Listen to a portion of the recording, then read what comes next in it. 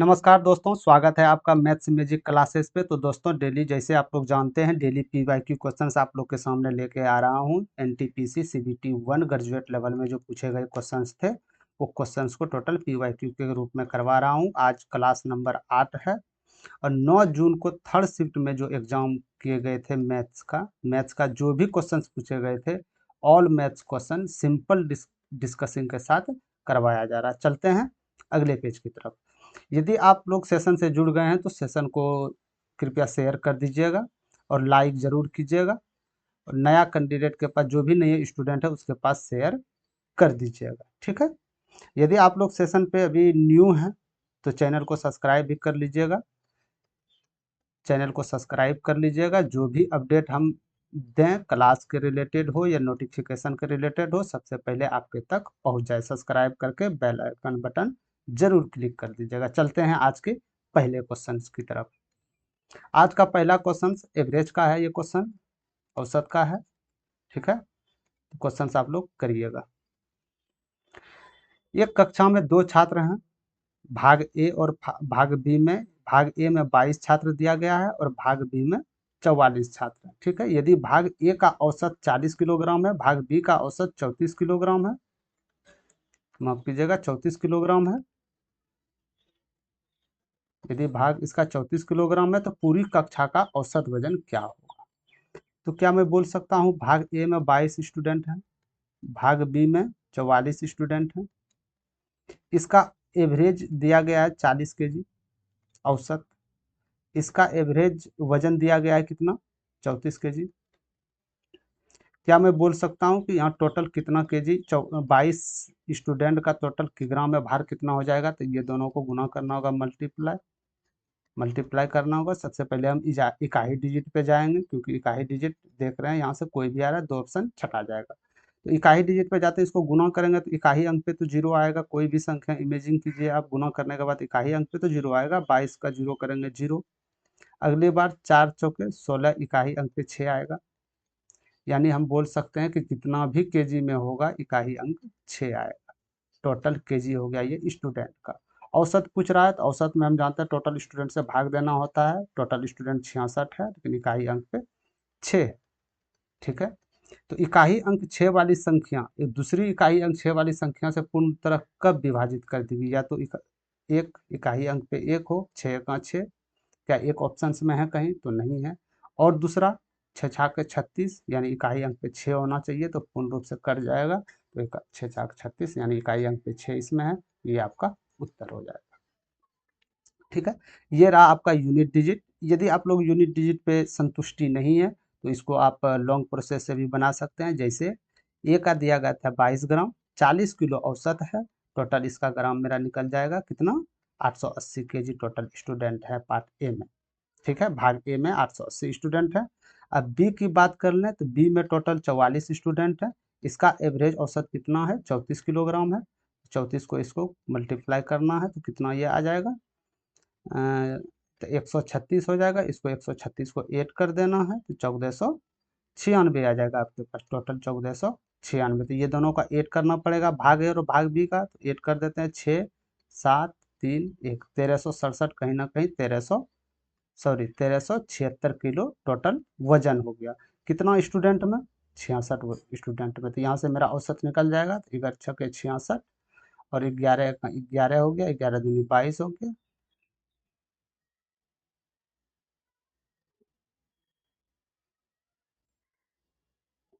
माफ कीजिएगा कहीं कैलकुलेशन में गड़बड़ हुए हैं, एक सेकंड देख लेता हूँ। ये कर दिया मैंने 880, ठीक है। 4 चौके 16, एक हो गया, 4 12 13, 136 हो गया। इसको 136 हो गया, 6 9 4 1, 1496 आ रहा है। 1496 आ रहा है तो ये हो गया आपका 6 9 8 17, 1 8 4 12 तेरे हाथ में एक, ये सॉरी माफ कीजिएगा 2376 किलो टोटल आ रहा है।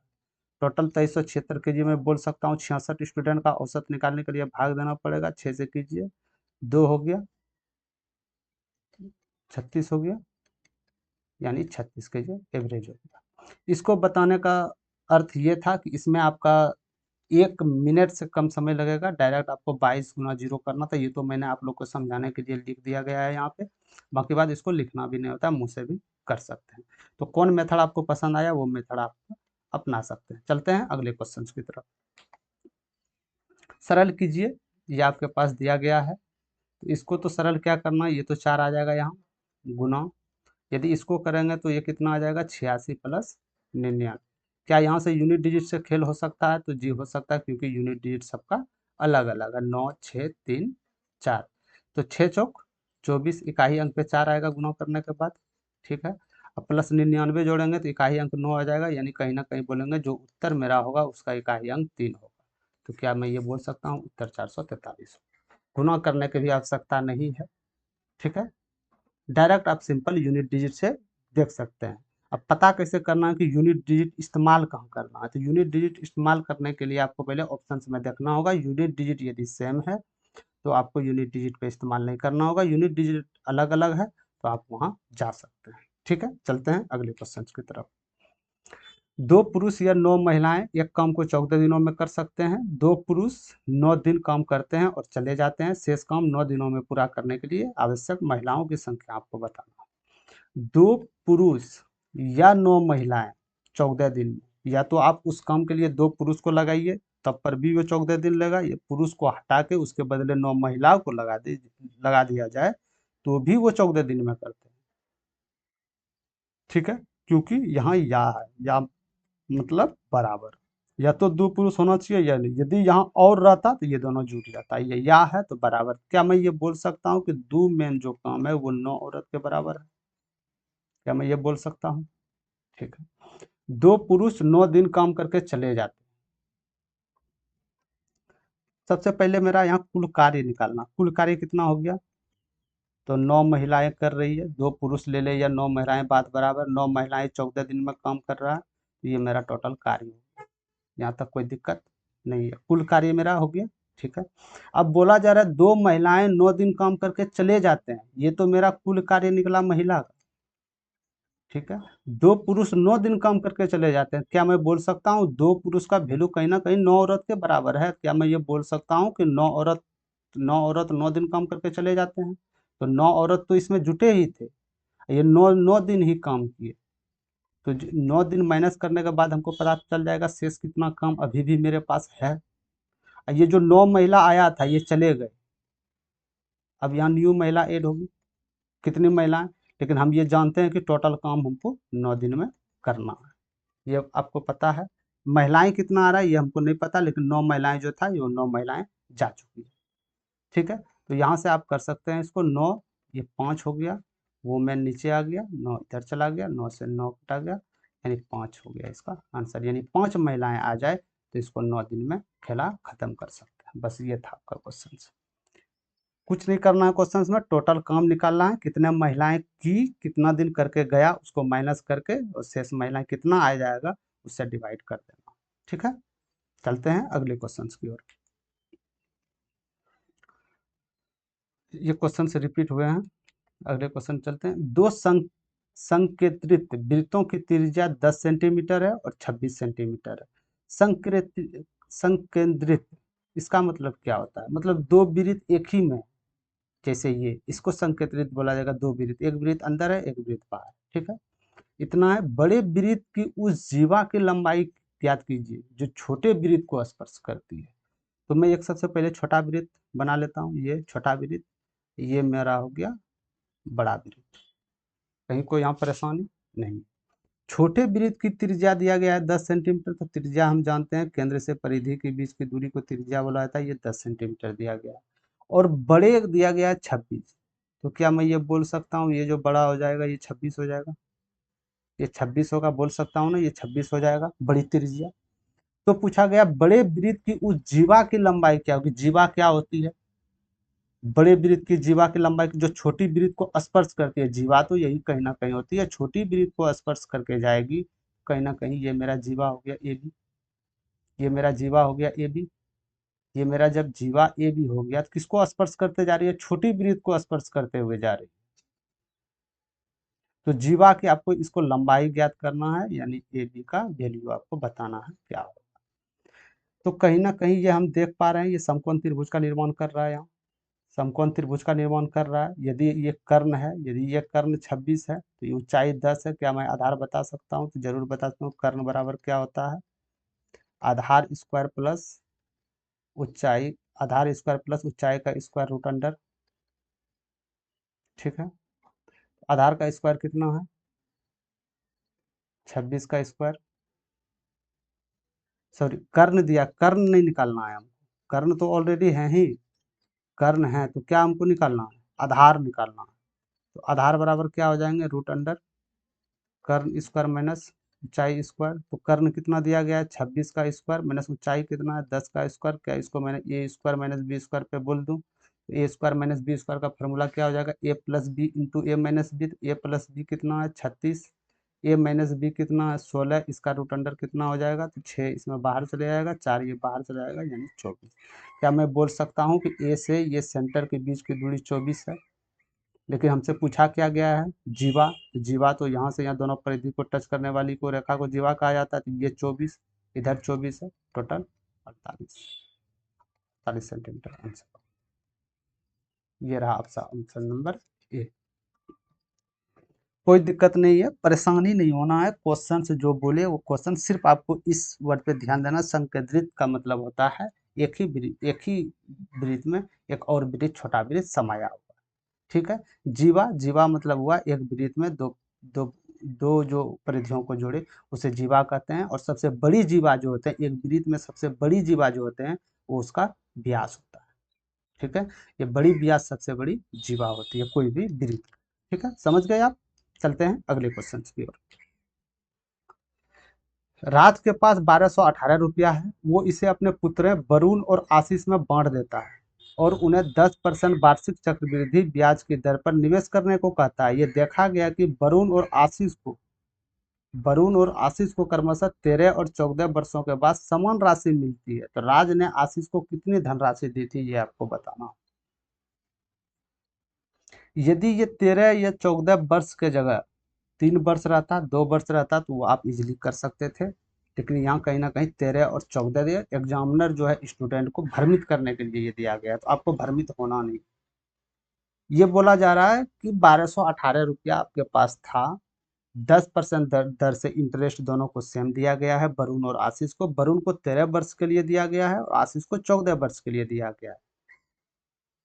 लेकिन सबसे बड़ी क्या है कि दोनों का जो मिश्र धन होता है ना, दोनों का मिश्र धन बराबर हो जाता है। ठीक है, तो क्या मैं मिश्र धन बराबर, आप जानते होंगे फॉर्मूला क्या होता है? टी 1 + R/100 के पावर n। ये आप जानते हैं। n बोल दीजिए या इसको t बोल दीजिए, समय कोई दिक्कत नहीं है। ये आप जानते हैं, कहीं कोई दिक्कत नहीं है। ठीक, चलते हैं। वरुण, वरुण को b से डिनोट करते हैं हम, वरुण। ठीक है, वरुण को कितना मिला था? तो इसमें वरुण का मिश्र धन पहले कितना हो जाएगा? तो मिश्र धन देने के लिए पहले यहाँ 1। रेट कितना है वरुण के लिए? 10, दोनों के लिए सेम है, 10%/100। टाइम इसके लिए क्या है? टाइम इसके लिए 13 है। ये फॉर्मूला आपको यूज करना है। ठीक है, ये बात मान गए। इसका मिश्र धन किसके मिश्र धन के बराबर है? इसका मिश्र धन किसके मिश्र धन के बराबर है? तो कहीं ना कहीं बोल सकते हैं आशीष के मिश्र धन के बराबर है। तो इसका भी रेट 10 है, इसका भी 100 है, लेकिन इस पे 14 समय के लिए दिया गया। क्या मैं ये यहाँ से बोल सकता हूँ कि बी जो हो जाएगा, ये गया 11/10/13। क्या मैं इसको यहाँ लिख सकता हूँ 11/10, 14 वर्ष के लिए लगाया। तो क्या ए बाई बी का वैल्यू निकल कर यहाँ से मेरे पास आ जाएगा? ए बराबर क्या हो जाएगा आपका?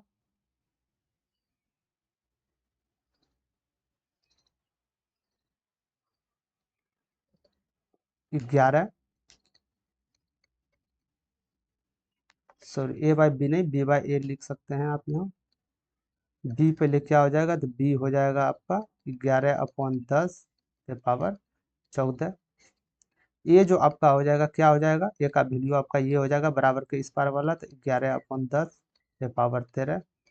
तो एक फार्मूला हम लोग जानते हैं कि यदि ए पे पावर एम अपॉन ए पे पावर एन हो तो ए पे पावर एम प्लस एन ये दोनों जुड़ जाता है। यदि ए पे पावर एम डिवाइड बाई ए पे पावर एन हो तो ए पे पावर एम माइनस एन घट जाता है। यदि सेम बराबर होना चाहिए बेस, तो बेस दोनों का बराबर है, ये ऊपर भागा में है, ऊपर जाके घट जाएगा। तो क्या मैं बोल सकता हूँ बी ए का जो हो जाएगा 11/10 पे पावर 1 हो जाएगा। तो कहीं ना कहीं हम बोल सकते हैं बी बाई ए का जो रेशियो हो जाएगा 11/10 हो जाएगा।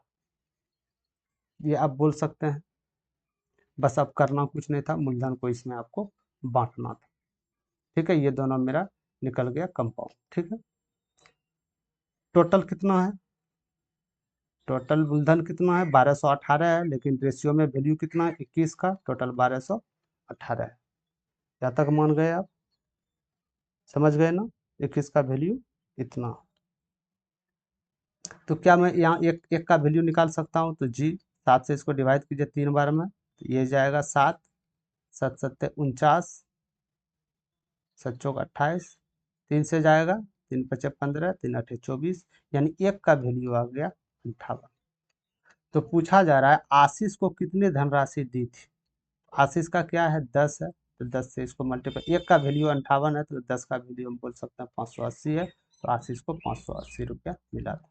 ये रहा आपका आंसर। इसमें आपको फार्मूला यूज करना पड़ेगा, इसमें कहीं आप इससे नहीं भाग सकते हैं। बाकी बात, ऐसा क्वेश्चन यदि मिले या तो आप फार्मूला यूज हो तो पहले बार यूज कर सकते हैं, नहीं तो ये क्वेश्चन को आपको लास्ट तक में देखना है। ये पहली बार क्वेश्चन को स्किप कर देना, समय बचे तो लास्ट में देखना, क्योंकि ये समय खपत करने वाले क्वेश्चन। ठीक है, यदि आप मेरे चैनल से जुड़े हैं तो ये क्वेश्चन इजीली आप सॉल्व कर दीजिए। ठीक है, चलते हैं अगले क्वेश्चन की। 20 दोहरी मेजों और 12 कुर्सियों की कीमत इतना में खरीदी गई। यदि एक दोहरी मेज की औसत मूल्य 3500 रुपया था तो एक कुर्सी का औसत मूल्य क्या था? क्या मैं बोल सकता हूँ एक दोहरी मेज की कीमत यदि 3500 रुपया है तो मेरे पास यहाँ कितना दोहरी मेज की कीमत दिया गया? 20 दोहरी मेजों और 12 कुर्सी। यदि यहाँ 12 हम दोहरी मेजों को निकालना है तो कितने बार होती है? सॉरी, 20 का 20 दोहरी मेज है ना, तो एक दोहरी मेज का कीमत है आपका 3500 रुपया, तो 20 दोहरी मेज का तो आप बोल दीजिएगा 70,000 रुपया आ जाएगा। तो 70,000 रुपया 20 दोहरी मेज और 12 कुर्सियों का टोटल 79,600 था। यदि इसमें 70 माइनस कर दे तो क्या मैं बोल सकता हूँ 12 चेयर का जो मेरी मूल्य आ जाएगा 9600 रुपया आ जाएगा। 12 चेयर का मूल्य, तो आपसे पूछा क्या गया है? एक चेयर का मूल्य 800 रुपया। ये रहा आपका उत्तर, 800 रुपया। ठीक है, चलते हैं अगले क्वेश्चन की ओर। 4% प्रति वर्ष साधारण ब्याज की दर पे 1680 रुपया को 2100 रुपया बनने में कितना समय लगेगा? आपके पास आपका गार्जियन 1680 रुपया दिया, बोला जाओ बेटा 4% के इंटरेस्ट पे, समय आप मेरे पास नहीं है, समय हम नहीं बता रहे हैं कितना है, लेकिन ये 2100 रुपया होते जा रहा है। 2100 रुपया टोटल मिश्र धन हो चुका। तो ये बताइए वर्ष क्या हो? तो क्या मैं बता सकता हूँ कि 1680 रुपया जब 2100 रुपया में कन्वर्ट हो रहा है तो मेरा ब्याज इस पे कितना आ रहा है? तो बोलिएगा जरूर, मिश्रधन में मूलधन को घटा दीजिए तो ब्याज आ जाएगा। तो क्या ब्याज आ जाएगा? 0.24, 420 ब्याज आएगा। यदि ब्याज आ गया, मूलधन आपके पास है, क्या मैं सिंपल इंटरेस्ट निकाल सकता हूँ? तो सिंपल इंटरेस्ट क्या निकल जाएगा? तो ब्याज में मूलधन गुना 100, यही होता है सिंपल इंटरेस्ट।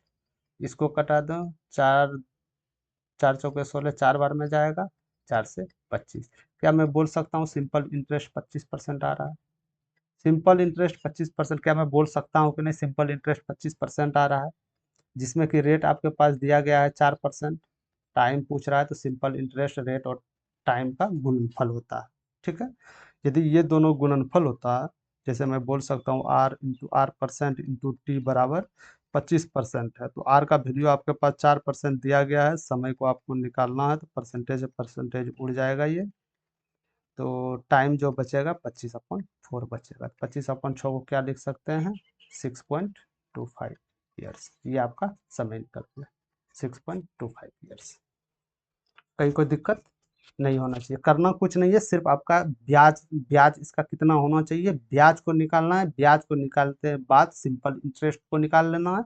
इससे आप चाहे वो समय दिया रहे तो परसेंटेज निकल जाएगा, परसेंटेज दिया रहेगा तो समय निकल जाएगा। ठीक है, चलते हैं अगले क्वेश्चन की ओर।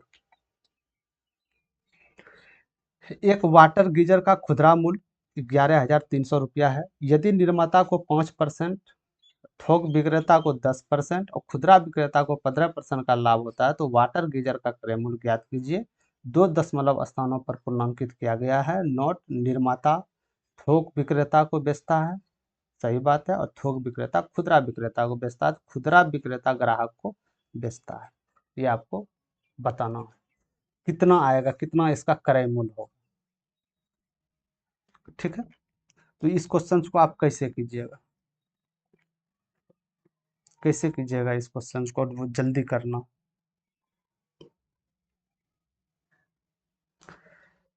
15% लाभ खुदरा विक्रेता को 15% लाभ पर बेचा गया। खुदरा विक्रेता का मूल्य ये है, तो क्या मैं बोल सकता हूँ कि जब 115% लाभ पे यदि ये खुदरा विक्रेता को बेचा तो ये 11,300 रुपया आएगा। और यदि यहाँ से हम 100% निकाल ले तो क्या मैं ये बोल सकता हूँ कि ये थोक विक्रेता का मूल्य आ जाएगा, सॉरी इसका क्रय मूल्य आ जाएगा। किसका? खुदरा विक्रेता का। खुदरा विक्रेता 15% प्रॉफिट पे तो ये तो बेच रहा है, 15% प्रॉफिट, तो कहीं ना कहीं 115% का वैल्यू ये आ जाएगा, तो 100% का खोज रहा है, तो ये 100% का कितना आ जाएगा, तो ये चला जाएगा आपका 8, 8 बार में जाएगा, नहीं नहीं 9 बार में जाएगा, माफ कीजिएगा, ये कैलकुलेशन करना पड़ेगा थोड़ा। 9 हो गया, 8, 2, 6 ये आ जाएगा लगभग में, ये आ जाएगा।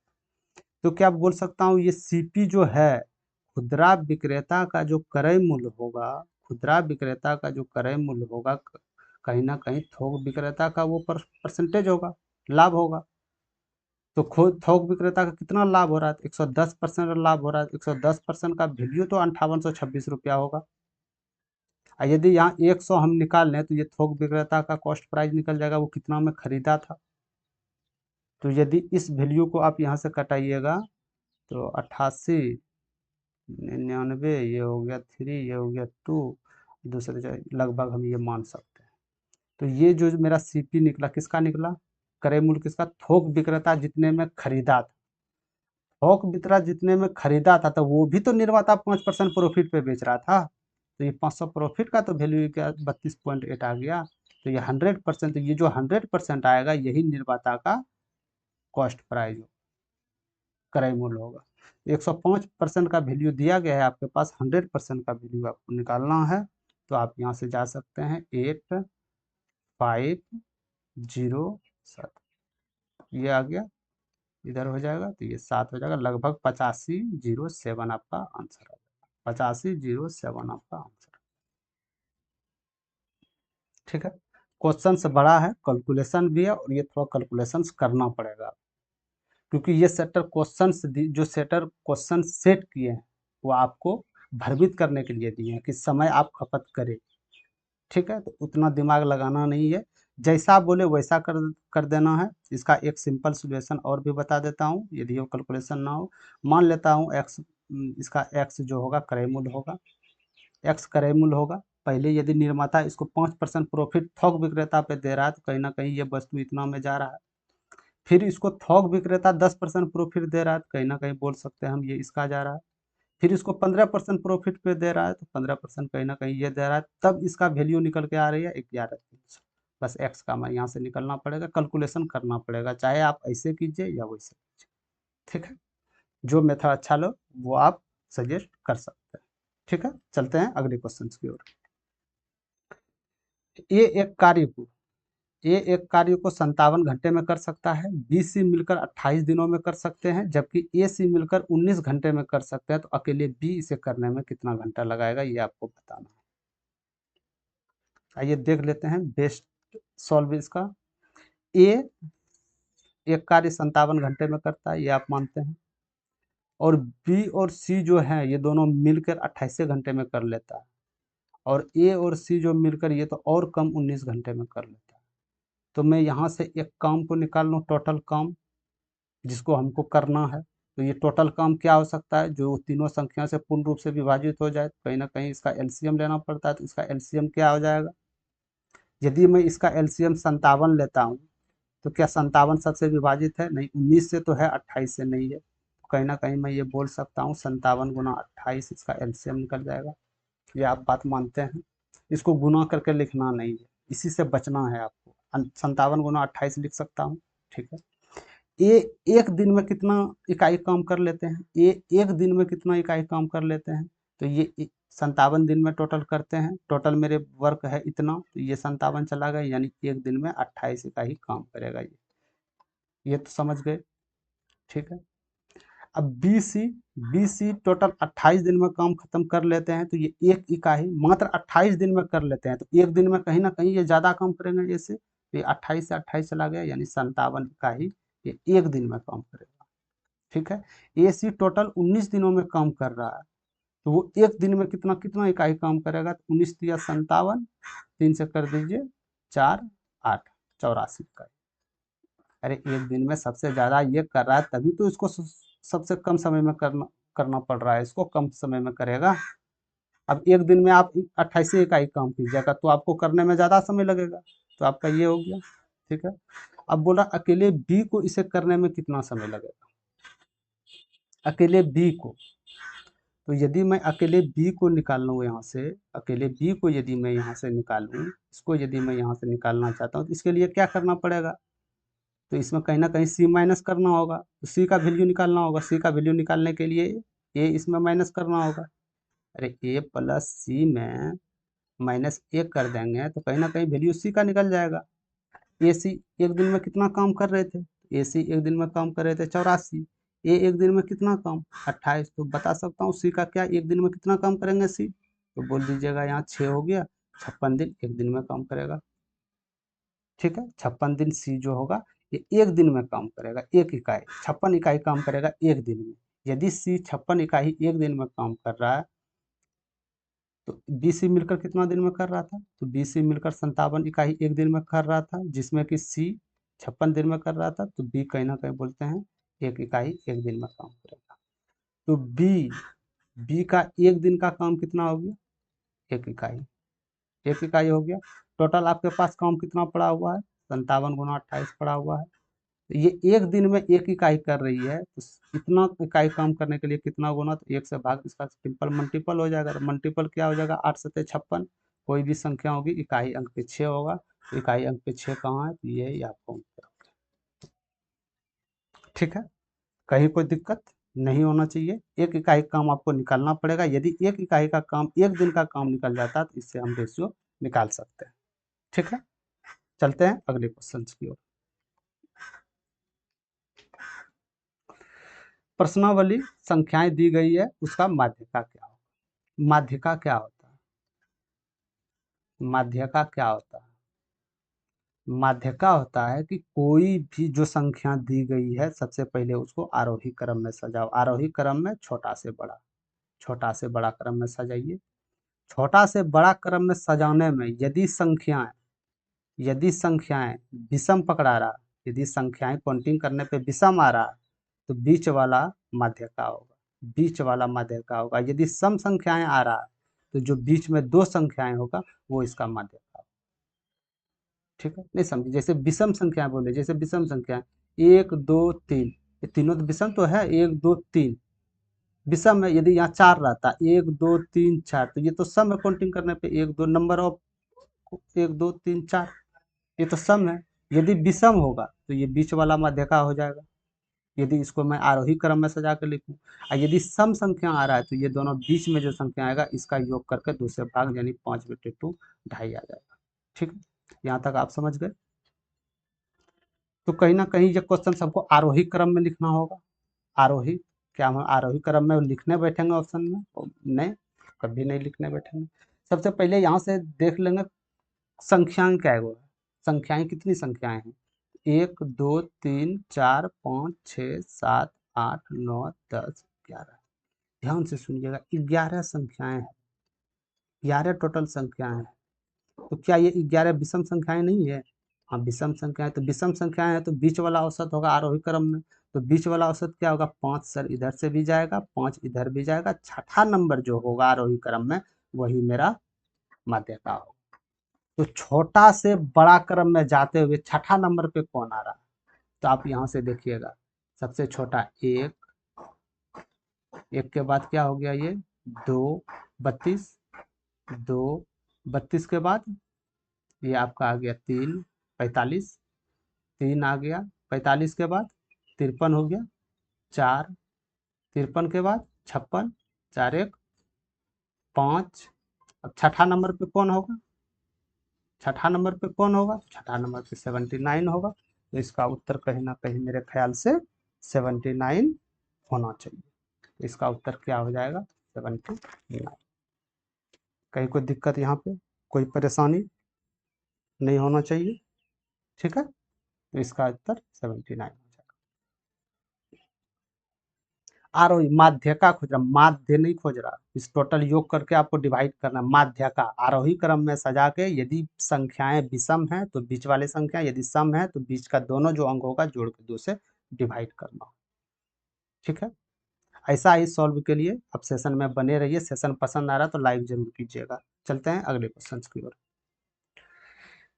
एक दुकानदार ने अपने सामान को क्रय मूल्य से X% अधिक मूल्य पर अंकित किया और इन्हें 16% की छूट पर बेचता है। यदि उसे 68% का लाभ होता है तो X का मान आपको बताना है क्या।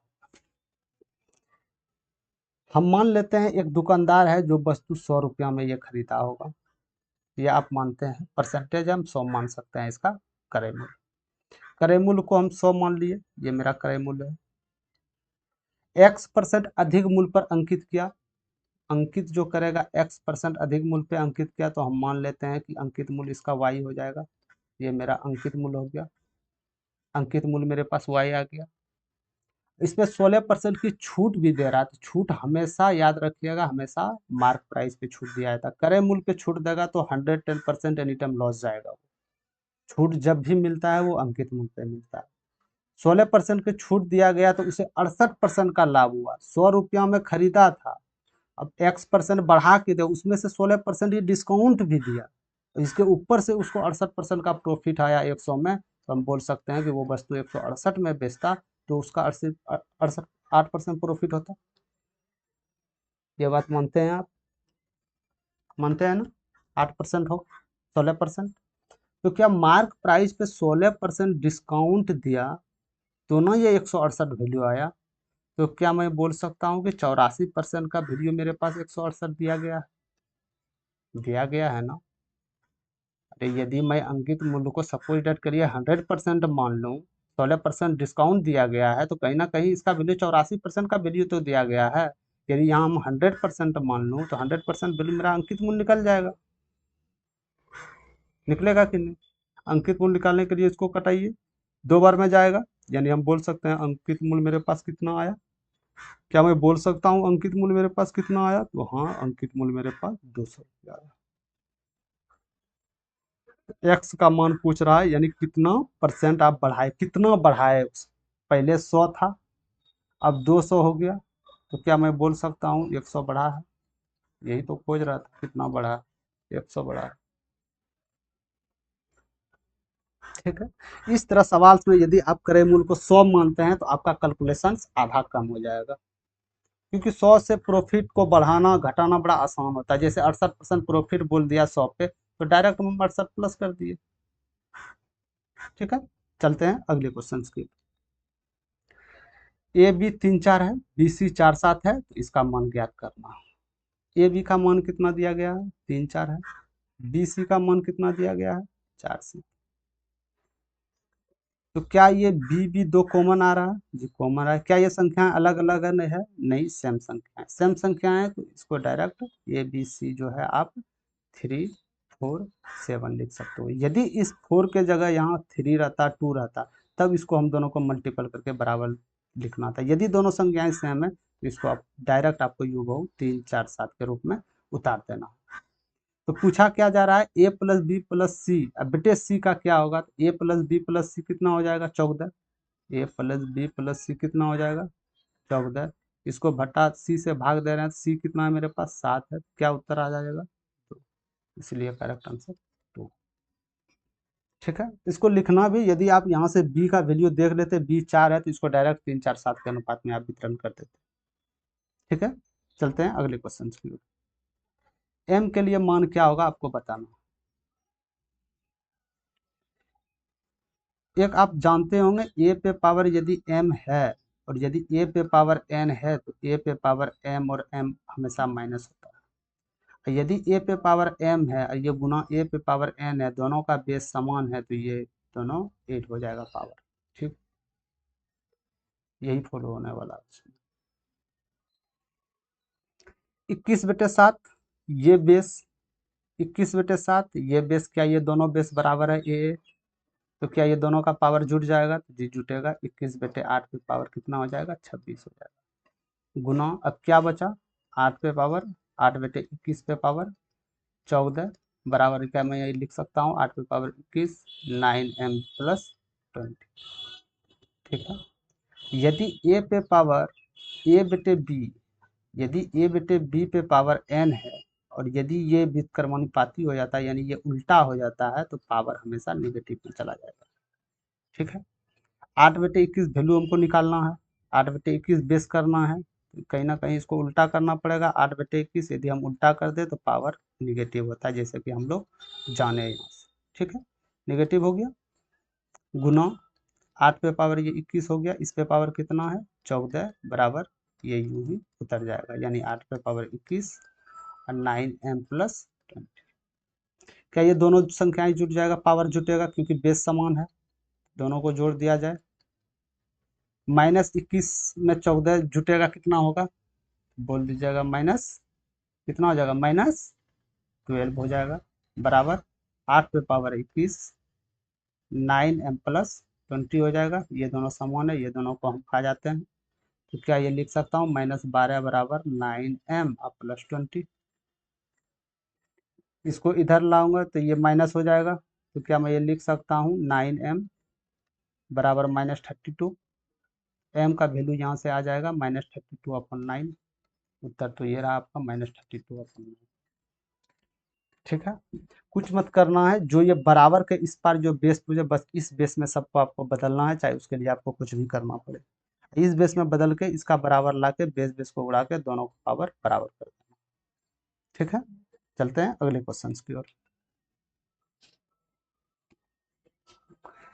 निम्नलिखित बंटन का माध्य क्या होगा, आपको माध्य ज्ञात करना है। अंक दिया गया है, एक स्टूडेंट ने 13 अंक 27 59 61 97 अंक प्राप्त किए थे, जिसमें कि 95 स्टूडेंट ऐसा था जो 13 अंक प्राप्त किए, 57 स्टूडेंट ऐसा है जिसने 27 अंक प्राप्त किए, 80 स्टूडेंट ऐसा है जिसने 59 अंक प्राप्त किए और 98 स्टूडेंट ऐसा है जिसमें 61 अंक प्राप्त किए और 73 स्टूडेंट ऐसा है जिसमें 97 अंक प्राप्त किए। तो क्या माध्य हम जानते हैं, माध्य क्या होता है, माध्य हो जाता है कुल अंकों की संख्या, इसका माध्य कुल अंकों की संख्या, बेटे कुल विद्यार्थी, कुल विद्यार्थी, कुल अंकों बेटी संख्या क्या, 13 अंक लाने वाले 95 स्टूडेंट, तो क्या मैं इसको बोल सकता हूँ कि गुना करने के बाद मेरा टोटल यहाँ अंक आ जाएगा। क्या मैं इसको इकाई डिजिट पे खेल कर यूनिट डिजिट पे खेल कर सकता हूँ, तो हाँ कर सकते हैं, कम से कम 2 ऑप्शन छटा जाएंगे यहाँ से, तो करते हैं। 5 दिया 15, इसको गुना करेंगे तो इकाई डिजिट पे कहीं ना कहीं हम बोल सकते हैं 5 आएगा। 7×7 = 49, इकाई डिजिट पे 9 आ जाएगा, 9 से 0 करेंगे तो 0 हो जाएगा। 98 को यदि 61 से गुना करेंगे, इकाई जगह पे 8 है, कहाँ 8 हो जाएगा और प्लस 27 1 हो जाएगा। टोटल स्टूडेंट से हमको भाग देना है, तो इसका इकाई अंक क्या होगा 8 3 11, 11 7 18, 18 5 23, यानी इकाई अंक 3। ये बात मानते हैं आप। ठीक है, 9 5 14, 14 8 22, 22 1 23, इकाई डिजिट पे 3 है, यहाँ भी इकाई डिजिट पे 3 है। क्या ये संख्या कितनी बार में जाएगी, तो ये बोले एक बार में जाएगी। एक पे 2 ऑप्शन है, ये दोनों तो ऑप्शन नहीं हो सकते हैं, 2 अंक छटा गया। अब 51 पे और 31 पे यहाँ आपको थॉट लगाना है। क्या लगाना, क्या ये 31 एवरेज हो सकता है, आप यहाँ देखिएगा, क्या ये 31 एवरेज हो सकता है। एवरेज का मतलब बीच वाला, माध्य मतलब क्या, बीच में, माध्य मतलब जैसे मान के चलिए 1 2 3 4 5 है, तो इसका माध्य क्या होगा, तो बीच में संख्याएं जो होगा वही माध्य होगा। तो क्या ये 31 माध्य यहाँ हो सकता है? तो बोल दीजिएगा नहीं सर, 31 तो इसके आसपास आ रहा है, और इसके अपोजिट देखिए कितनी बड़ी बड़ी संख्याएं, कहीं ना कहीं 31 से बड़ा ये बीच में जो संख्या है 51 के आसपास, यानी 50 के आसपास आएगा। ये 51 हो गया आपका आंसर। बस ये सोचना था। गुना तो आप कर ही नहीं सकते हैं ना, गुना कर दीजिएगा तब तो आपका खेला खत्म है, तब आप क्वेश्चंस पूरा नहीं पढ़ पाइएगा एग्जाम सब। ठीक है, चलते हैं अगले क्वेश्चंस की ओर। 5 शर्ट 7 ट्राउजर का क्रय मूल्य इतना रुपया दिया गया है, और 3 शर्ट का मूल्य 4 ट्राउजर के मूल्य के बराबर है। यानी कहने का मतलब है 3 शर्ट का जो मूल्य होगा 4 ट्राउजर के मूल्य के बराबर होगा, ये बोला गया। तो 2 शर्ट और 2 ट्राउजर का मूल्य क्रय मूल्य क्या होगा? 5 शर्ट और 7 ट्राउजर का क्रय मूल्य इतना रुपया है, जो कि 4 ट्राउजर मूल्य के बराबर 3 शर्ट। तो क्या मैं बोल सकता हूँ कि 7 ट्राउजर जो होगा कितना शर्ट के बराबर होगा? तो मैं बोल सकता हूँ 21 अपॉन 4 शर्ट के बराबर होगा। बोल सकता हूँ ना 21/4 शर्ट के बराबर होगा। तो 5 शर्ट अब प्लस 7 ट्राउजर का वैल्यू कितने बराबर? 21/4 शर्ट के बराबर कितना रुपया है? 6150 रुपया। यानी मैं इसको 5 चौक 20 41/4 लिख सकता हूँ। 41/4 जो होगा 6150, ये मेरा शर्ट, याद रखिएगा ये शर्ट। तो किसका मान पूछा गया? 2 ट्राउजर और 2 शर्ट का मान पूछा गया। तो 4 ट्राउजर का वैल्यू, 4 ट्राउजर का दाम जो है 3 शर्ट के बराबर, तो 2 ट्राउजर का दाम कितने बराबर होगा? तो बोल दीजिएगा 1.5 शर्ट के बराबर होगा। इसका आधा तो ये भी आधा है, तो ये 1.5 हो गया आपका शर्ट। 1.5 शर्ट और 2 शर्ट कितना टोटल? 3.5 शर्ट का वैल्यू खोज रहा है, तो इतना शर्ट का वैल्यू ये है, तो 3.5 शर्ट का वैल्यू आपके पास क्या होगा, यही आपसे पूछा गया। इसको 15 बार में उड़ा देता हूँ। 15 का 15 चौके 60 एक 61, यानी 150, 15 चौके यानी 600 आ गया। 600 आ गया, एक का वैल्यू 600 आ गया, तो यानी 3.5 टी शर्ट का हमको मूल्य ज्ञात करना है, तो इसमें गुना कर देंगे। ये चला गया, कितना आ जाएगा? 2100 रुपया। यानी 2 शर्ट और 2 ट्राउजर का मूल्य 21 रुपया। ठीक है, आपको कुछ नहीं करना है, या तो शर्ट को ट्राउजर में कन्वर्ट करना है, या ट्राउजर को शर्ट में कन्वर्ट करना है। किसके बदौलत? इसके बदौलत। यदि कोई चीज एक में कन्वर्ट हो गया तो आप वहां इजिली निकाल सकते हैं। ठीक है, चलते हैं अगले क्वेश्चन की ओर। अपनी सामान्य गति के 2/5 भाग के चलने पर अभिजीत पहुंचने में 48 मिनट देरी से पहुंचता है। अपने घर और गंतव्य के बीच की दूरी तय करने में उसे सामान्यतः कितना समय लगता है? ठीक है। पहले यदि मान लियो एक चाल से जा रहा था 1 किलोमीटर पर आवर की गति से, तो ये चाल इसका 2/5 हो गया। तो क्या मैं बोल सकता हूँ अब जो ये चाल चलेगा 2/5 चलेगा? तो यदि मैं इसको इधर लेगा तो ये मेरा चाल का रेशियो आ गया, कि पहले जो चाल 5 था अब चाल 2 से चलने लगा। तो चाल का रेशियो का उल्टा समय का होता है, तो यानी समय का हो जाएगा 25। ये बात मानते हैं आप?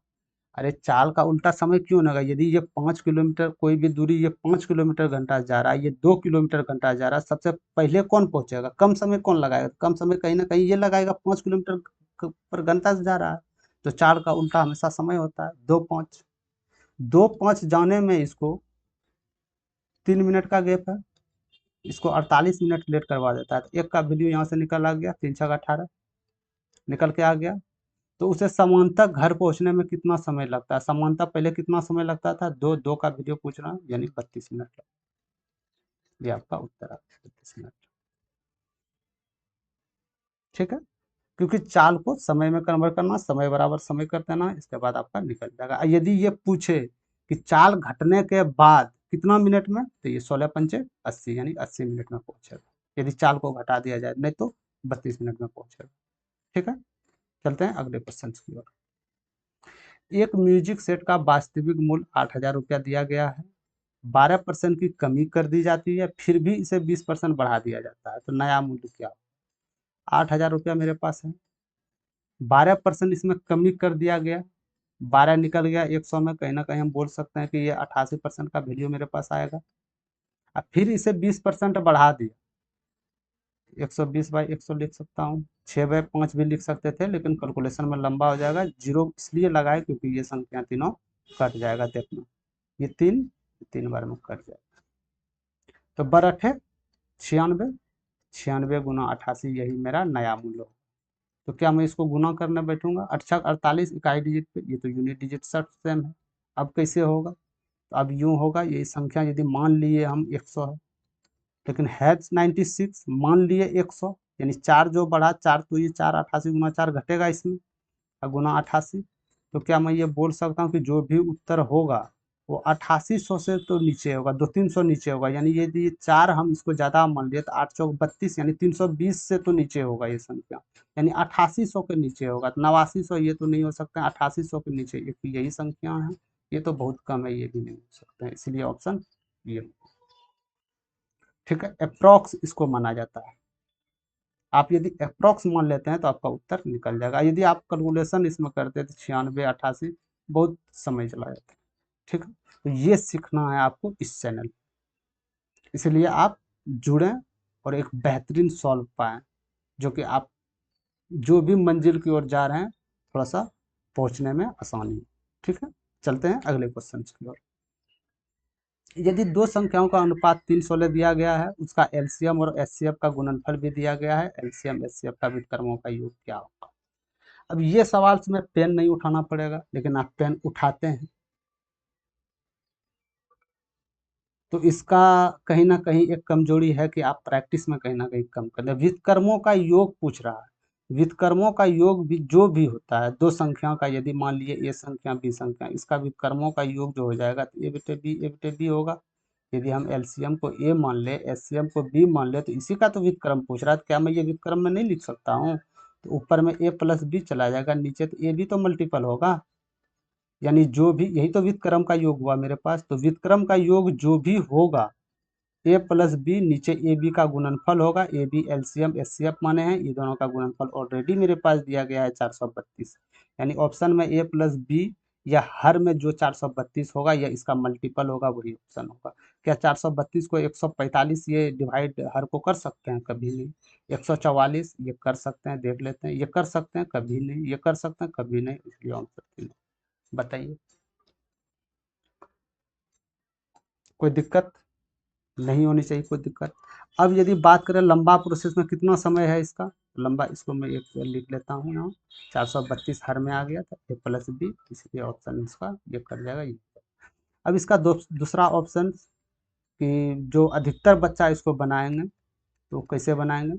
दो संख्याएं माना 3x 16x, ये दोनों का गुणनफल, क्योंकि यही तो दो संख्या, इसका गुणनफल 432 दिया गया है, तो ये जाएगा ना, 3 3, 3 चौक 12, 3 चौक 12, ये जाएगा क्या बार में? 9 बार में। ठीक है, 9 बार में, तो यहाँ x का वैल्यू कितना आ गया? 3, x का वैल्यू 3 आ गया, तो क्या मैं ये दोनों संख्या निकाल सकता हूँ? 3 3 9, 16 3 48, ये दो संख्या या इसका गुणनफल करने पे 432 भी आ जाएगा। इसका व्युत्क्रमों का योग पूछा है, तो 1/9 प्लस 1/48 हो जाएगा। व्युत्क्रम का योग तो यही तो होता है, तो ये कितना हो जाएगा? 757, और नीचे 9 गुना 48, 432। तो यही तो मैंने लिखा दोस्त, यही तो मैंने लिखा,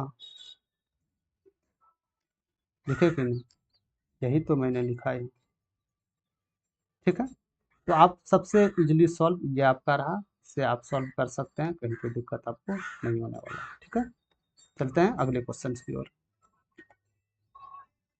आशीष का मासिक वेतन 11,000 रुपया है, और वो 4,000 रुपया घर के किराए पे और 1,500 रुपया बिलों पे खर्च करता है, और शेष राशि अपनी मासिक बचत करता है।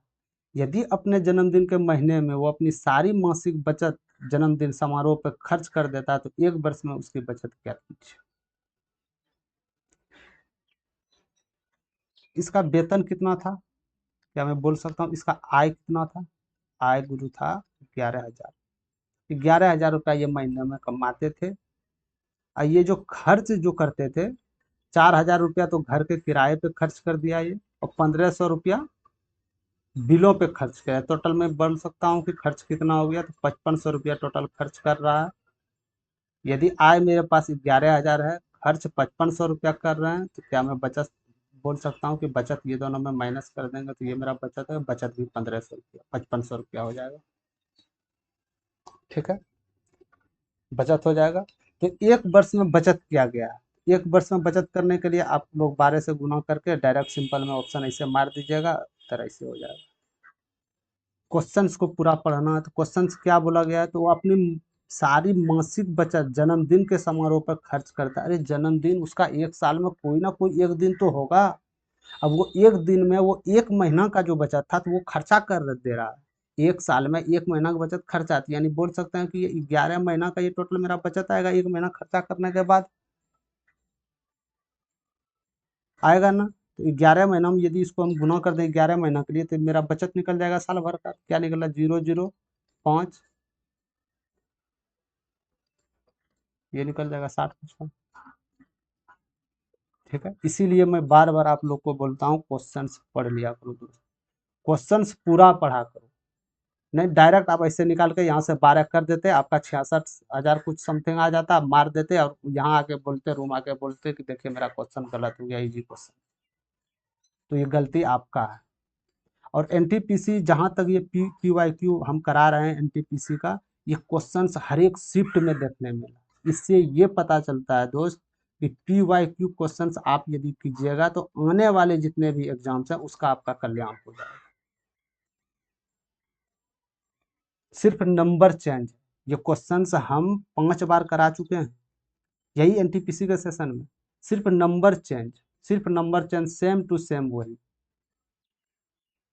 ठीक है, इसीलिए आप लोग सेशंस को बराबर देखते रहिए, और जो न्यू लड़का जो तैयारी कर रहे हैं आगामी एग्जाम है, चाहे वो आपका भाई हो या और कोई भी रिलेटिव हो, उसके पास शेयर भी कीजिए। एक बेहतरीन सॉल्व के साथ मिल जाएगा जिसमें समय की आपका बचत। ठीक है, चलते हैं अगले क्वेश्चन की तरफ। 70,000 लीटर पानी की क्षमता वाले एक घनाकार टैंक की चौड़ाई ज्ञात कीजिए यदि उसकी लंबाई और गहराई दिया गया। क्षमता, क्षमता बात करा, क्षमता बोल रहा है, कहीं ना कहीं क्षमता हम वॉल्यूम को दर्शाता है, तो वॉल्यूम इसका क्या हो जाएगा? वॉल्यूम क्या होता है? आयतन क्या होता है घनाभ का? लंबाई गुना चौड़ाई गुना ऊंचाई। यही तो दिया गया है कितना? 70,000 लीटर। लेकिन ये मैं मीटर में, ऑप्शंस भी मीटर में है, आंसर्स भी मीटर में रहेगा, क्यों? 70,000 को लीटर, 70,000 लीटर को यदि हम मीटर में बदले तो क्या मेरा 1,000 से भाग, 1,000 से गुना नहीं हो जाएगा? कितना हो जाएगा? 70 घन मीटर। ये 70 आ गया घन मीटर में। ठीक है, इसको यहाँ से मीटर में बदले हैं। ठीक है, अब वॉल्यूम क्या निकल गया? लंबाई कितना दिया गया है? 4। चौड़ाई हमको पता नहीं, निकालना है। ऊंचाई 10। क्या मैं बोल सकता हूँ कि इसका जो चौड़ाई होगा 7/4 होगा? यही आपका आंसर हो गया। इसको आप कर लीजिए, 4 × 4 3, 4 × 7 = 4 × 5 1.75 इसका मीटर में उत्तर हो जाएगा। ठीक है, लेकिन लीटर को आपको मीटर में बदलना होगा। ये आप मात्रा को बड़ा ध्यान में रखिएगा, चाहे वो लीटर हो मिलीलीटर हो, ये सबको आपको जिसमें उत्तर पूछा गया है उसमें बदलना हो। ठीक है, चलते हैं अगले क्वेश्चन की ओर। अपनी समान गति के 2/5 चलते हुए अभिजीत अपने घर पर 18 मिनट, ये क्वेश्चन 2 बार हुए हैं, एक ही शिफ्ट में 2 बार क्वेश्चन आए हुए हैं। जो स्टूडेंट को ये एक क्वेश्चन सॉल्व हो गया तो वो तो दोनों क्वेश्चन सॉल्व कर लेंगे। जो स्टूडेंट यदि बात कीजिए यदि एक भी क्वेश्चन ना आए तो इसका मतलब दोनों ऑटोमेटिक क्वेश्चन वो गलत कर जाएंगे, कर जाएंगे ना। इसलिए एक एक क्वेश्चन को बारीकी से समझना, बारीकी से ध्यान देना। ठीक है, इसका क्या हो जाएगा सॉल्व, एक बार करा चुके हैं। तो ये एक समान गति से 2/5 से चल रहा है, तो पहले यदि हम 1 से चलते तो इसका चाल 2/5 हो गया, तो 2/5 ये हो जाएगा। तो क्या मैं बोल सकता हूँ ये जो चाल हो जाएगा ये इधर गुना हो जाएगा, 5:2 हो जाएगा। यदि पहले 5 चलता था तो अब 2/5 पे चलेगा, यानी अब 2 पे चलेगा। जो पहले 5 किलोमीटर पर आवर चलता था अब 2 किलोमीटर पर आवर चलेगा। और चाल का उल्टा हमेशा समय होता है, हम जानते हैं। तो ये 2:5 हो जाएगा। इतना इसको चाल डिक्रीज करने में कितना मिनट का लेट हो रहा है? 18 मिनट का हो रहा है। यदि हम एक चाल को बढ़ाते तो कितना हो जाता है मेरा? 6 मिनट लेट हो जाता है, लेट हो जाता ना।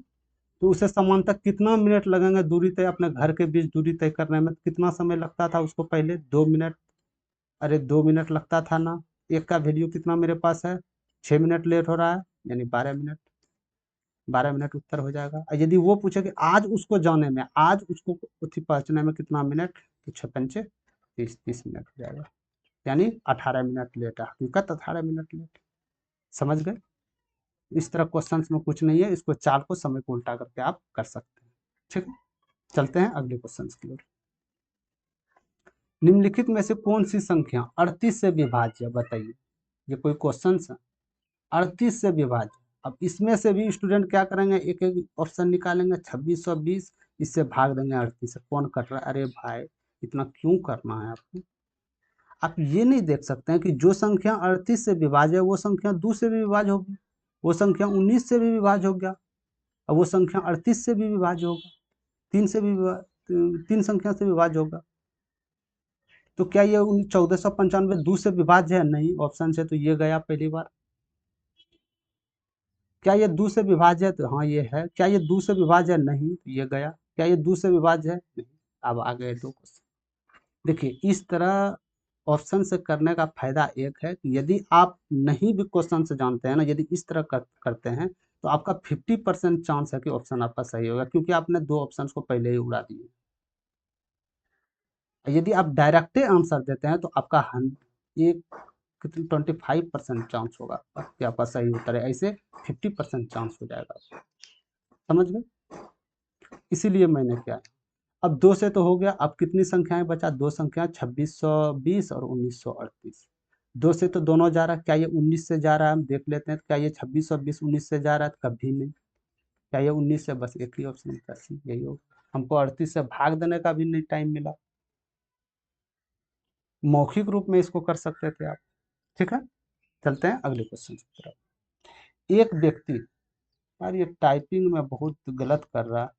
एक व्यक्ति अपनी आय का 40% बचाता है, यदि उसका व्यय 480 रुपया है तो उसकी आय क्या है। मैं मान लेता हूं आय कुछ नहीं तो आप 100 मान लीजिए, हमेशा आय 100 मान लिए। यदि आय 100 है तो ये 40% बचत कर रहा है, तो कहीं ना कहीं हम बोल सकते हैं 40 रुपया, ये 100 में 40 रुपया बचत कर रहा है। जब 100 में 40 रुपया बचत कर रहा है तो ये 60 रुपया, तो बच्चा भी बताएगा 60 रुपया खर्चा कर रहा है, खर्चा कर रहा है ना। 100 रुपया में 60 रुपया खर्चा कर रहा है, लेकिन इसका आय जो है उसका ये 480 रुपया खर्चा कर रहा है। क्या मैं बोल सकता हूँ 60 रुपया का वैल्यू 480 हो जाएगा, क्योंकि हम आय को 100% माने थे, उसका वैल्यू कुछ और होगा। तो 60 रुपया का वैल्यू इतना हो गया, तो 1 रुपया का वैल्यू बोल सकते हैं 6 अठे 48, 8 रुपया। जब 1 रुपया का वैल्यू 8 रुपया हो गया, तो क्या मैं 100 रुपया का वैल्यू नहीं बोल सकता हूँ 800 रुपया। तो यही तो मेरा क्रय मूल्य है, 800 रुपया। यही है ऑप्शन में। आप इसको ऐसे भी कर सकते थे, या इसको आप दो विधि से एक ऐसे भी कर सकते थे, सेकंड विधि से कुछ नहीं लगता। 40% बचाता है, उसका व्यय 480। यदि 100 में 40% बचा रहा है तो हम बोल सकते हैं 60% खर्चा कर रहा है। खर्चा का वैल्यू टोटल कर रहा है, खर्चा इतना, लेकिन परसेंटेज में है इतना। 100 मूलधन में कितना, यहाँ से डायरेक्ट 800 आ जाएगा। ये मेथड, इसको आप अपना सकते हैं। यदि आप न्यू बच्चे हैं तो इस मेथड को कर सकते हैं, यदि आप प्रैक्टिकल वाले हैं तो इस मेथड को आप अपना सकते हैं। ठीक है, चलते हैं अगले क्वेश्चन की ओर।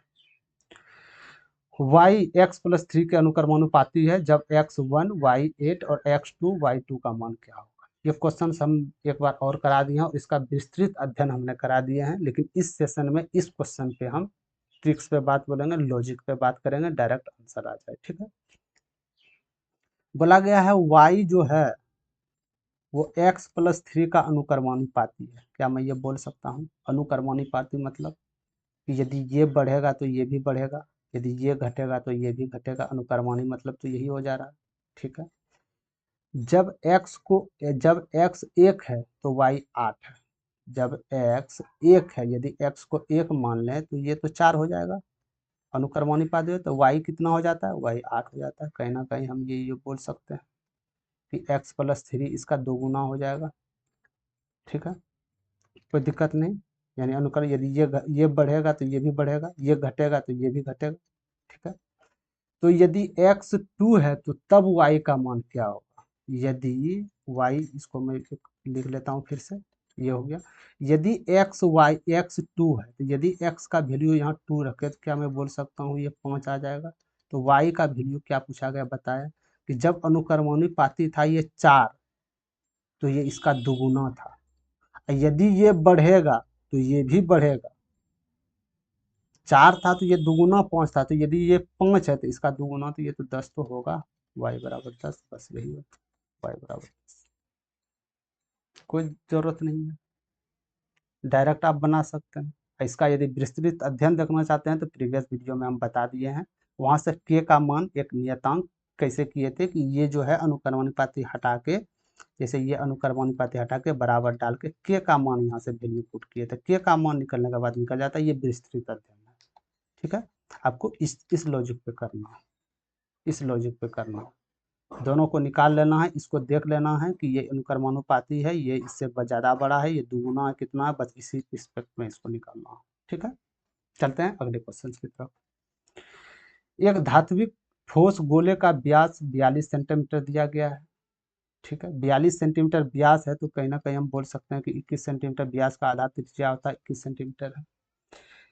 ये किसका है? ये गोला का है, गोला का है। इसे पिघलाकर 0.6 सेंटीमीटर अनुप्रस्थ काट ब्याज वाले एक तार में खींचा जाता है। तार बेलन बोला जाए। कितना सेंटीमीटर? 0.6 ब्याज, तो क्या मैं इसका रेडियस 0.3 बोल सकता हूँ सेंटीमीटर? किया जाता है, खींचा जाता है। तो तार की लंबाई मीटर में क्या हो? इस तरह क्वेश्चंस आए हमेशा वॉल्यूम को बढ़ाए। जब कंपेयर में आए कितना निकाली जा सकती है या इससे कितना बढ़ सकते हैं, हमेशा आपको वॉल्यूम को बराबर करना है। ठीक है, हमेशा वॉल्यूम को बराबर करना। तो ठोस का वैल्यू क्या हो जाएगा? 4/3 पाई आर क्यूब, यानी 21 को क्यूब, यानी 21 को 3 बार लिख सकते हैं। बेलन का आयतन पाई आर स्क्वायर कितना है? 3/10, 3/10 एच। बस ये एच, यही तो लंबाई आपसे पूछा जा रहा है। तो ये कितने बार में जाएगा? ये चला गया आपका 3 से इसको 7 बार में खपत कर देता हूँ, 3 से इसको भी 7 बार में खपत कर देता हूँ, 3 से इसको भी 7 बार में खपत कर देता हूँ।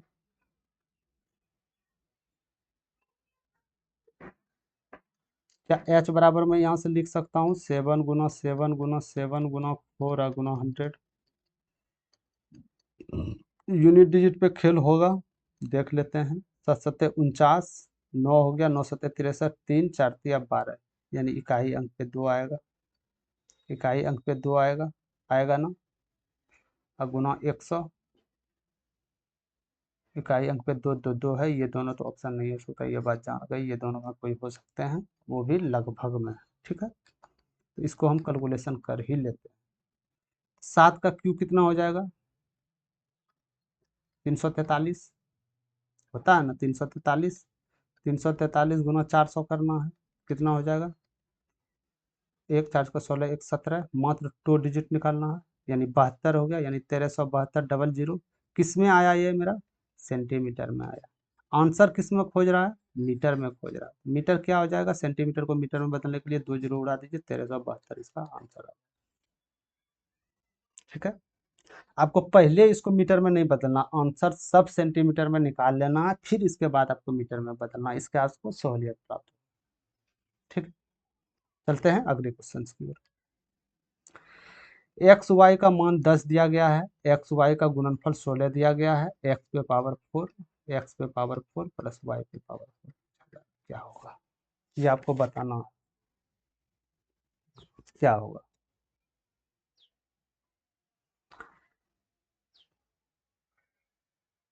एक वैल्यू पुट मेथड आप सुने होंगे, इसमें अप्लाई करना होगा। कोई भी बच्चा बताएगा यदि 2 अंक का गुणनफल 16 है, योग है, तो 8 दूनी 16 कर दीजिए, ये आप भी लगा सकते हैं मेथड। यदि ये वैल्यू पुट नहीं हो पा रहा है इसमें, तो उसका भी विधि है। ठीक है, पहले आपको वैल्यू पुट करने की सबसे आसान तरीका है। 8 दूनी 16, 8 2 10, यानी वैल्यू सही पुट हो गया, यानी एक्स का मान आप 8 रख लीजिए और वाई का मान 2 रख लीजिए। यदि 8 का मान हम एक्स का मान 8 रखते हैं तो 8 पे पावर 4, और ये जो प्लस हो जाएगा सॉरी 2 पे पावर 4, इसका वैल्यू आपके पास पूछा गया। क्या मैं 8 पे पावर 4 करूंगा तो इकाई अंक पे क्या है? तो 8 का क्यूब कितना होता है? 512 दो, और 2 को फिर 8 से 8 दूनी 16, यानी इकाई अंक पे 6 आएगा। इसको करेंगे तो 16 इकाई अंक पे 6 आएगा, यानी कहीं टोटल ओवरऑल देखा जाए तो आंसर पे इकाई अंक पे 2 आएगा। इकाई अंक पे 2, तो ऑप्शन। ठीक है, ये दोनों ऑप्शन। ठीक है, अब कैसे करें? ये दोनों तो ऑप्शन नहीं हो सकते हैं, ये तो आप जान गए, ये दोनों ऑप्शन नहीं हो सकते हैं। अब दो डिजिट का इसमें खेला करना होगा आपको। तो 8 8 64, सिंगल डिजिट तो हो नहीं पा रहा। 8 8 64, 8 8 64, 64 8 512, इसका 8 है 96, यानी हम बोल सकते हैं कि दो डिजिट जो इसका आएगा 96 आएगा, और इसका 2 डिजिट जो आएगा 16 आएगा, यानी 2 डिजिट जो आएगा 12 आएगा, 2 डिजिट जो आएगा 12 आएगा। 12 ये रहा ना, 12 ये रहा। यानी ये मैं बोल सकता हूँ कि ये टोटल यदि ये 96 है अब प्लस 16 है, यानी लास्ट 2 डिजिट पा जाए। ठीक, इसको यदि मैं फार्मूला से करूँ, यदि इसको मैं सूत्र पे बैठा के सेकंड विधि से करूँ, तो ये हो जाएंगे, थोड़ा सा लंबा प्रोसेस होगा। एक्स प्लस वाई है, यानी कि कहीं ना कहीं एक्स पे पावर 4 प्लस वाई पे पावर 4 पूछा गया है। तो पहले एक सूत्र पे बैठाइए, एक्स प्लस वाई का होल स्क्वायर क्या हो जाता है? X square plus Y square plus 2xy, हम बोल सकते हैं। तो एक्स वाई का वैल्यू दिया गया है 10, 10 दसाई 100। एक्स वाई का वैल्यू यहाँ से निकल जाएगा मेरे पास, क्या निकल के आया? 2, XY दिया गया है 16, 16, 16 दूनी 32, इधर माइनस हो जाएगा, तो X square plus Y square का वैल्यू क्या हो जाएगा? यदि 32 माइनस करेंगे तो ये आपका 68 हो जाएगा। 68 हो जाएगा, कहीं कोई दिक्कत नहीं। ठीक है, अब इसको मैं क्या लिख सकता हूँ? क्या मैं इसको लिख सकता हूँ ए स्क्वायर प्लस बी स्क्वायर? क्या मैं ये लिख सकता हूँ ए स्क्वायर प्लस बी स्क्वायर? क्या मैं ये भी लिख सकता हूँ ए का बी स्क्वायर का होल स्क्वायर और -2ab का होल स्क्वायर? क्या मैं ये लिख सकता हूँ? ठीक है, इसको हमको तोड़ना है, हम इसको तोड़े। तो A square plus B square का वैल्यू क्या है? तो गुरु 68 है, तो 68 का स्क्वायर माइनस 2 गुना ए बी का मान कितना दिया गया? ए बी का 16 है, 16 का स्क्वायर 256 है, 256। आप यहाँ से भी कर लीजिए, यदि इसका 68 का स्क्वायर आप चाहते हैं तो 8 8 64 36, और जो रहेगा 4 6 24 आ जाएगा। अब माइनस इसको गुना कीजिएगा, आप कितना आ जाएगा? 256 गुना 512। यदि आप इसको माइनस कर दीजिएगा तो ये भी 4112। तो ये रहा आपका, ये फार्मूला पे है जो आप सूत्र इस्तेमाल कर सकते हैं। ये आपका हिट एंड मेथड है जो आप वैल्यू पुट करके तुरंत नॉर्मली बना सकते हैं। ठीक है, अब आपको तय करना है कि आप किस ऑप्शन के साथ जाएंगे, किस तरीका, किस विधि के साथ जाएंगे। ठीक है, चलते हैं अगले क्वेश्चन की ओर। ए स्क्वायर प्लस बी स्क्वायर बराबर 144 है। ए बी का गुणनफल 24 दिया गया है। ए बड़ा है बी से, तो फाइंड करें ए माइनस बी अपॉन ए प्लस। क्या क्या ये वैल्यू पुट से पॉसिबल है? एक बार ट्राई करके देख लेता हूँ। 6 चौके 24, अच्छा 4 36, 4 चौके 16, नहीं ये तो नहीं आ रहा, यानी ये नहीं हो सकते हैं। दूसरा 12 दूनी 24, 12 12 44, ये भी नहीं हो सकते हैं, यानी वैल्यू मूड पे इसमें नहीं हो पा रहे हैं। तो अब क्या करना है? अब डायरेक्ट इसमें हमको फार्मूला पे जाना। ए स्क्वायर प्लस बी स्क्वायर इतना दिया गया, ए बी इतना गया है, कहीं ना कहीं हम ए बी का वैल्यू निकाल सकते हैं। तो ए प्लस बी का होल स्क्वायर क्या हो जाएगा? A square plus B square plus 2ab। A B का मान कितना दिया गया है? कुछ नहीं दिया गया है, ए बी का मान हम लिख देते हैं स्क्वायर। ए स्क्वायर प्लस बी स्क्वायर का मान दिया गया है मेरे पास 144, प्लस ए बी का मान है 24, 24 दूनी करेंगे 48। तो कहीं ना कहीं हम बोल सकते हैं ए बी का मान जो हो जाएगा 291 रूट अंडर इतना हो जाएगा। क्या आप बोल सकते हैं रूट अंडर 192 आ जाएगा? ए बी का मान तो हमसे यहाँ से निकल गया, रूट अंडर 192 आ गया। ए माइनस बी का मान निकालना है। ए माइनस बी मान निकालने के लिए क्या हम फिर से फार्मूला को लिखेंगे? जी नहीं। यदि हम यहाँ पे माइनस करते हैं सपोज डेट के लिए, यदि यहाँ से हम माइनस करते हैं तो ए इसका प्लस यहाँ ये माइनस होगा, यानी ये माइनस हो जाएगा, तो इसको ये माइनस कर देंगे हम, तो माइनस कितना आ जाएगा? तो 96, यानी हम बोल सकते हैं ए माइनस बी जो होगा, ए माइनस बी जो होगा रूट अंडर 96 होगा, रूट अंडर 96, रूट अंडर 96। क्या मैं इसको दो बार से इसको एक बड़ी ब्रैकेट में कन्वर्ट कर लेता हूँ? 96/192, ये दो बार में चले गए।